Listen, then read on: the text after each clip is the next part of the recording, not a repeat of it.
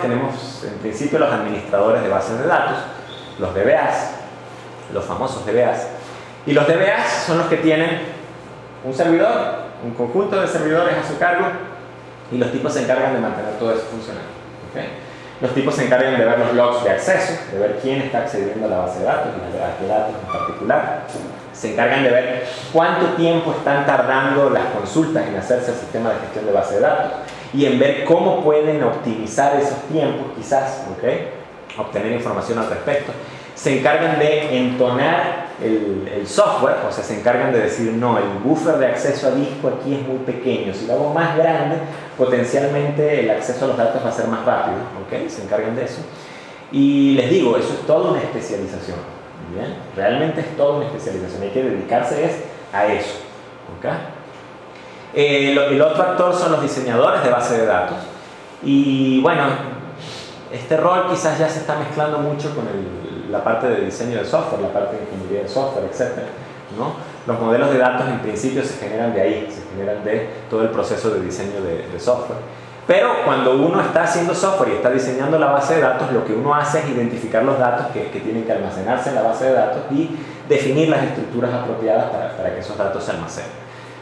Véanlo en estos términos, es definir las estructuras de los archivos, pero pensando en términos de un sistema de gestión de base de datos. Los usuarios finales, que son aquellos usuarios míticos que escriben consultas, aquel ejecutivo que nunca logró escribir consultas, que bueno, que accede a los sistemas de gestión de base de datos para preguntarle algo, insertar a lo mejor algún dato, etc.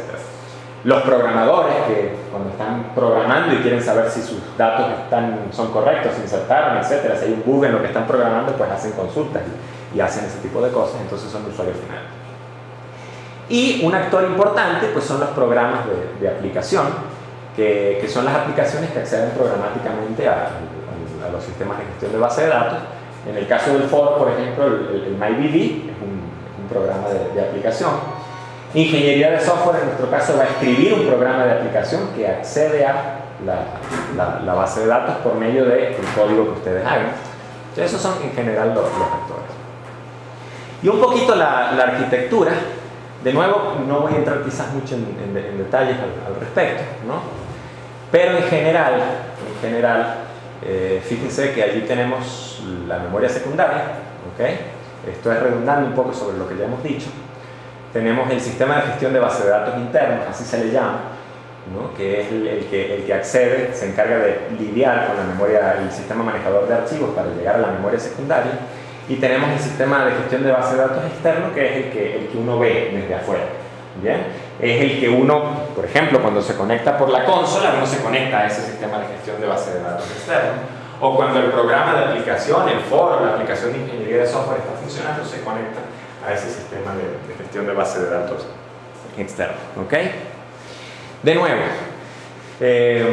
esto nos interesa realmente por cultura general, para tener una idea de con qué estamos lidiando.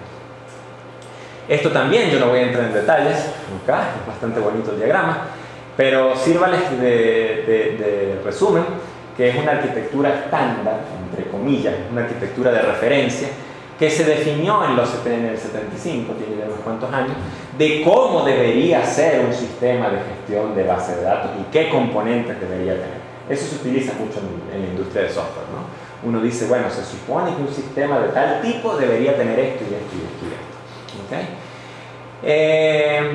Esta obviamente es una arquitectura de referencia, o sea, MySQL tiene su propia arquitectura, está implementado a su manera, Oracle está implementado a su manera, ¿okay? Y eso potencialmente es bastante secreto seguramente, Postgres está implementado a su manera, etc. Pero en general, uno puede, cuando uno maneja o trabaja o ve los diseños internos del sistema de gestión de base de datos, uno se da cuenta que encuentra reminiscencias de este diseño. ¿Okay? De nuevo, no voy tampoco a entrar en detalles, esto lo pueden leer de las transparencias con toda confianza.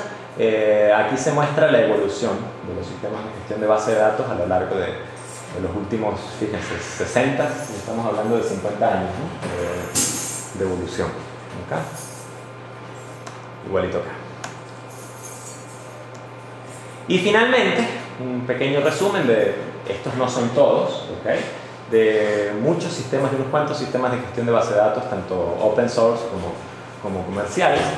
El icono de Access debería ser más pequeño, sinceramente. Debería reducirse a un píxel probablemente. Bueno. Entre los más conocidos, Oracle, que es uno de los gigantes en ese sentido. IBM, que también ha estado compitiendo durante mucho tiempo. Estos son comerciales, obviamente, con DB2. La gente de Sybase, que tiene su sistema de gestión de base de datos y tiene toda una plataforma de desarrollo. Ingress, en general SQL Server es la solución de Microsoft en este sentido. MySQL hoy en día es propiedad de Oracle, tristemente. Access es la solución barata y liviana, digámoslo así, poco robusta, no es multiusuario, ¿no? de Microsoft. Y entre los libres, los más conocidos o los más usados son Postgres. MySQL todavía sigue siendo libre, aunque no le preveo buen futuro con la compra de Oracle. Como dato curioso, existe algo que se llama MariaDB, que es uno de los fundadores de MySQL, de los desarrolladores iniciales de MySQL. Cuando Oracle compra MySQL, hizo un fork del código libre de MySQL y sacó una versión completamente libre y gratuita de MySQL que se llama MariaDB. Informix, etc. Hay muchos más, realmente. Estos son potencialmente los más conocidos y los más usados en la industria. ¿Okay? Por ejemplo, fíjense que en general Sybase, Oracle, la mayor parte de los que ven aquí utilizan una estrategia cliente-servidor. O sea, hay un servidor de base de datos y están pensados para funcionar, soportar múltiples usuarios, ¿no? Y soportar concurrencia. Pero un par de ellos, Hypersonic, SQLite y Access potencialmente, están pensados para ser accedidos por un solo usuario. Entonces normalmente esos son los pequeños sistemas de gestión de base de datos que se incorporan en dispositivos móviles y este tipo de plataformas embebidas, ¿no? Que se utilizan. O si ustedes van a hacer una pequeña aplicación que quizás es single user, no soporta múltiples usuarios y quieren evitarle al usuario el dolor de cabeza o el problema de instalar Postgres o MySQL o cualquier otro, pueden utilizar una de esas bases de datos embebidas.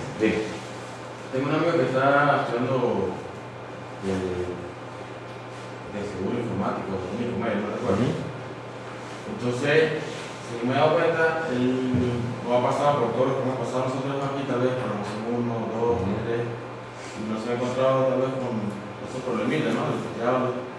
Cuando uno quiere realizar una aplicación y está volando datos. Entonces, la alternativa que quizás yo veo que a ellos les resulta más fácil, más cómoda, es el programa que dice Visual Fox Pro. Bueno, porque... sí, o sea, ustedes tienen que entender algo. ¿Cuál es la diferencia entre un TCU y nosotros? ¿Cuál es? ¿Quién sabe cuál es la diferencia? Matemáticas. O sea, además de... O sea, yo te puedo asegurar algo. Si tú te vas por computación y trabajas en la industria, probablemente nunca utilices algo de lo que has visto en calculadora. A mí me encanta la matemática, ¿eh? Les digo, yo trato de hacer un esfuerzo por mantenerla fresca y mantenerla al día. Me gusta, es un hobby. Ni matemáticas especiales ni nada. Si te vas por control, sí. Pero si te vas por computación, a menos que te pongas, no sé, quizás si te pones a programar juegos de punta y allí tienes que trabajar. Y la matemática que se utiliza en el diseño y programación de juegos está muy bien definida, inclusive, ¿no? Nunca vas a utilizar eso. Entonces tú te pones a pensar, pues esa no es la diferencia tampoco. ¿Cuál creen que es la diferencia?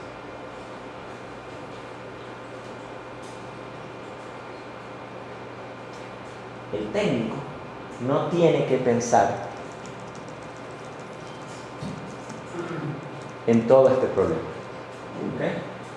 El técnico, a ustedes le dicen, yo quiero un sistema para una clínica, y el técnico enseguida agarra, dispara 2 o 3 tablas de Fox Pro, el tipo no sabe bien de dónde la sacó.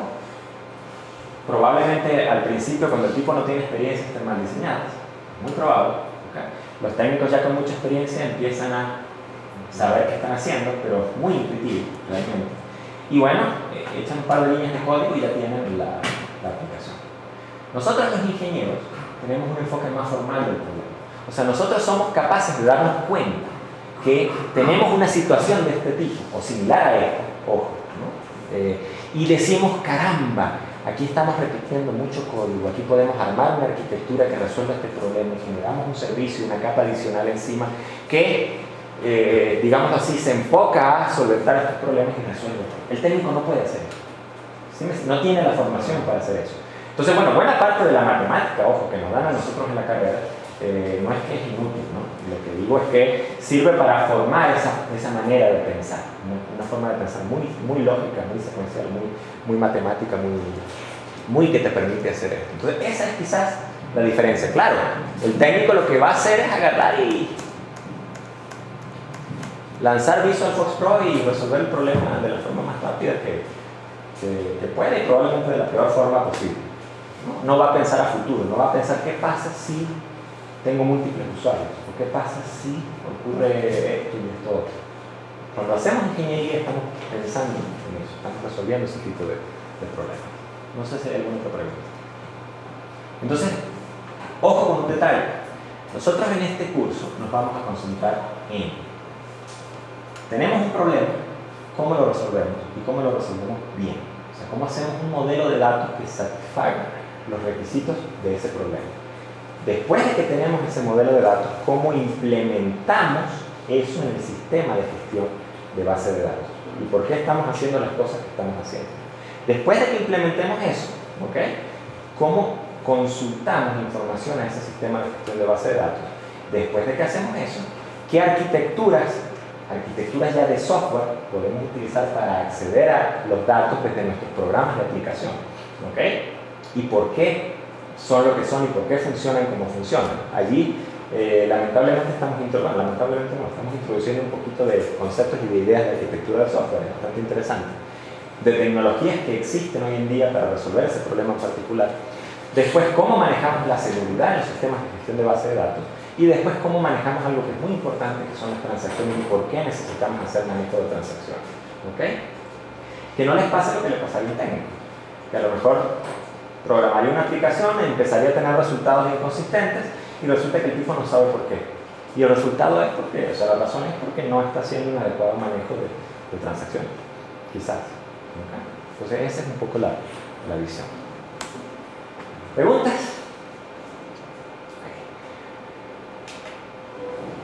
¿Una hora cuánto? 1 hora y 12. Bien. ¿Están cansados? Comenzamos con modelado de datos. Arrancamos el martes. Arranquemos de una vez. La clase ya está preparada.